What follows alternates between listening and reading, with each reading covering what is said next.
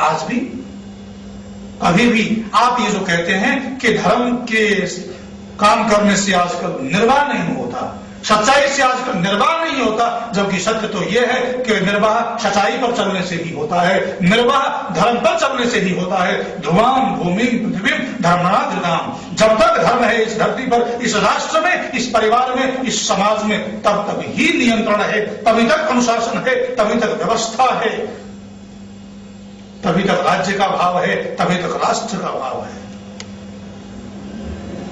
आज भी न्यायालय में कोई प्रतिज्ञा की जाती है, कोई शपथ ली जाती है, तो साक्षी गीता पर, कुरान पर या बाइबल पर हाथ रख करके ये तो नहीं कहता कि मैं झूठ निष्ठा पूर्वक शपथ लेकर के कहता हूं कि मैं जो कुछ भी कहूंगा वो झूठ ही कहूंगा, इससे अतिरिक्त कोई नहीं कहूंगा। कोई न्यायाधीश उसकी बात को नहीं मानेगा। साक्षी को शपथ सत्य की ही लेनी पड़ेगी, विधायक से लेकर राष्ट्रपति तक शपथ सत्य की ही लेनी पड़ेगी। यही कहना पड़ेगा कि मैं सत्य निष्ठा पूर्वक प्रतिज्ञा करता हूं कि मैं जो कुछ भी कहूंगा वो सत्य ही कहूंगा, सत्य के अतिरिक्त कुछ भी नहीं कहूंगा, भले वो झूठ ही बोल रहा हो।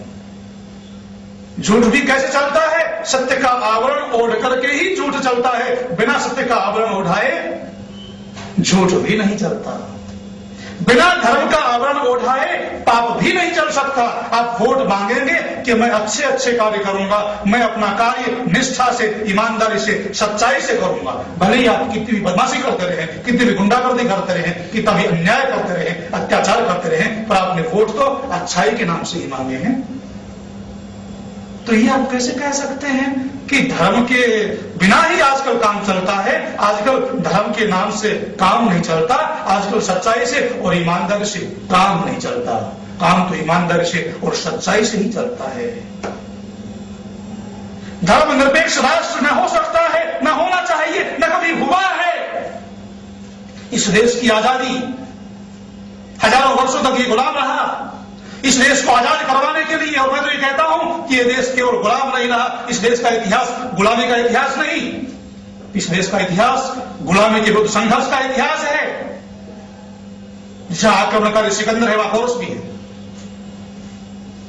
जहां विदेशी अन्यायी आतताई अत्याचारी अकबर है वहां महाराणा प्रताप भी है, जहां औरंगजेब है वहां शिवाजी भी है, जहां अंग्रेज हैं वहां चंद्रशेखर, भगत सिंह, राजगुरु, सुखदेव, सुभाष चंद्र बोस, रामप्रसाद बिस्मिल आदि आदि अनेक क्रांतिकारी जिन्होंने धर्म से ओतप्रोत होकर के अपने जीवन को स्वाहा कर दिया था राष्ट्र के लिए।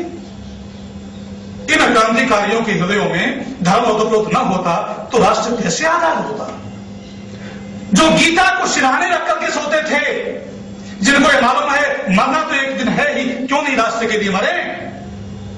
धर्म उनके जीवन में ओतप्रोत था, इसलिए राष्ट्र के लिए मरे और राष्ट्र के लिए अपने जीवन को स्वाहा करके। दसों गुरुओं ने क्या ऐसे ही अपना बलिदान कर दिया था? अपने जीवन को ऐसे ही समर्पित कर दिया था?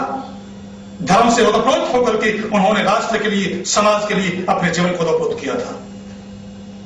भारत का इतिहास साक्षी है कि धर्म से ओतप्रोत होकर के ही महापुरुषों ने अपने जीवन को समाज के लिए और राष्ट्र के लिए न्यौछावर किया है। और जब जब धर्म की हानि हुई है, महापुरुषों ने और संतों ने, ऋषियों ने और ग्रंथों ने धर्म का ही संदेश दिया है। गुरु गोविंद सिंह, गुरु तेग बहादुर कह रहे थे, जब गुरु गोविंद सिंह 9 साल के बालक थे, गुरु तेग बहादुर कहते हैं, अपने संगत में बैठे हुए हैं और कहते हैं आज धर्म को और देश को बलिदान की आवश्यकता है। 9 साल का बालक गुरु गोविंद सिंह, गोविंद राय उस समय था बालक, कह रहा है कि पिताजी आप कह रहे हैं कि धर्म और देश किसी महापुरुष का बलिदान मांगता है, तो आपसे बढ़कर महापुरुष कौन हो सकता है इस समय हिंदू धर्म में, सनातन धर्म में? क्या अभिप्राय था? आप ही अपना बलिदान दीजिए। इतिहास साक्षी है, गुरु गोविंद सिंह ने धर्म से ओतप्रोत होकर के सनातन धर्म की रक्षा के लिए अपने जीवन को आहुत कर दिया, अपने जीवन को बलिदान कर दिया, अपने पिता को बलि दे दिया। गुरु गोविंद सिंह ने धर्म से ओतप्रोत होकर के, क्योंकि धर्म के संस्कार उनको घुट्टी में मिले थे। अब गुरु गोविंद सिंह अपने चारों बेटों को भी बलिदान कर देते हैं, धर्म से ओतप्रोत होकर के, धर्म के जीवन को अपने में धारण करके, अपने जीवन में धारण करके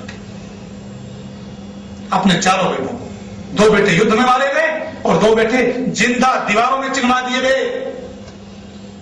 और उसके बाद स्वयं भी धर्म से ओतप्रोत होकर के धर्म के लिए अपने आप को बलिदान कर देते हैं। दुनिया के इतिहास में, केवल भारत के इतिहास में ही नहीं, दुनिया के इतिहास में ऐसा कोई व्यक्तित्व तो नहीं मिलेगा, आज तक नहीं हुआ है और आगे भी होने की संभावना नहीं है, जिसने धर्म से ओतप्रोत होकर के पहले अपने पिता को बलिदान किया, उसके बाद अपने चारों पुत्रों को बलिदान कर दिया और उसके बाद स्वयं भी धर्म की वेदी पर स्वाहा हो गए, बलि हो गए। कैसे?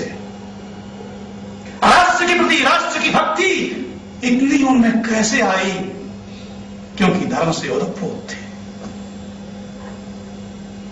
वीरबंदा बैरागी की बोटी बोटी काटी जा रही है और वीरबंदा बैरागी बोटी बोटी काटने पर खून गिर रहा है, उस खून को अपने हाथों से उठा करके अपने चेहरे पर मल रहा है, लगा रहा है।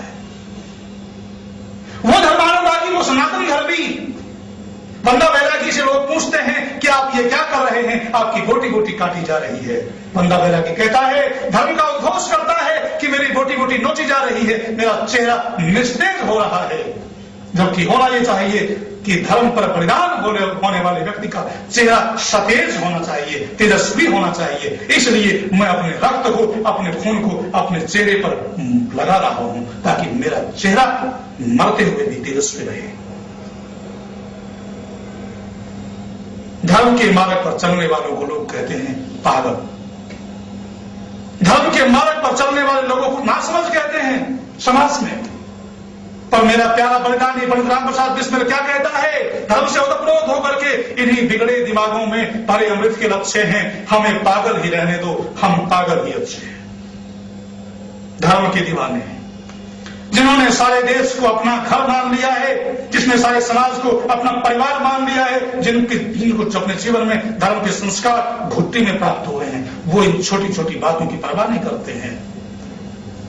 राम प्रसाद बिस्मिल कहते हैं, देखना है जोर कितना बाजुए कातिल में है। राम प्रसाद बिस्मिल, चंद्रशेखर आजाद, भगत सिंह, राजगुरु, सुखदेव आदि अनेक क्रांतिकारियों ने धर्म से युक्त होकर के ही अपना बलिदान दिया था। महाराणा प्रताप ने धर्म से युक्त होकर के ही जंगलों की खाक छाली थी, घास की रोटियां खाई थी। अरे उनके बच्चों को भुट्टी में धर्म के संस्कार मिले थे, इसीलिए तो उनके बच्चों ने घास की रोटियां खाई थी। और वो घास की रोटी भी जब खा रही थी उनकी बालिका, तो बिलाव छीन ले जाता है। ये राष्ट्र के प्रति भावना, मेरा राष्ट्र अत्याचार से पीड़ित न हो, मेरा देश अन्याय से पीड़ित न हो, मेरा देश कभी विदेशियों का गुलाम न रहे, विदेशियों का स्वतंत्र न रहे। ये भावना मेरे देश के महापुरुषों में, मेरे देश के क्रांतिकारियों में धर्म के कारण से ही आई थी। और जिस दिन से आपने मैदाने की शिक्षा पद्धति पर चल करके धर्म को बहिष्कृत करना आरंभ कर दिया है, उस दिन से आपके परिवार भी टूट रहे हैं, आपका समाज भी बिखर रहा है, आपके बच्चे आतंकवादी बन रहे हैं, आपके बच्चे अश्लील फिल्मों को देख करके न जाने क्या क्या कुकृत्य कर रहे हैं, क्योंकि आपने अपने बच्चों को धर्म के संस्कार देना छोड़ दिया है। जिस दिन धर्म को अपने जीवन में धारण करोगे, उस दिन समाज, परिवार और राष्ट्र में सुव्यवस्था हो जाएगी। समाज, परिवार और राष्ट्र और अधिक सुदृढ़ होगा, सुदृढ़ से सुदृढ़तम होता जाएगा। राष्ट्र और समाज का अभ्युत्थान, उन्नति, अभ्युदय होती जाएगी।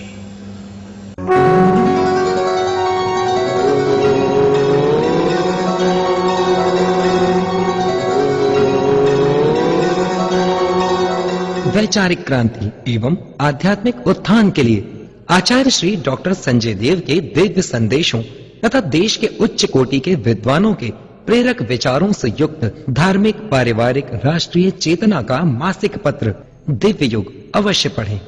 अपना सदस्यता शुल्क मनी ऑर्डर अथवा डीडी द्वारा भेजिए।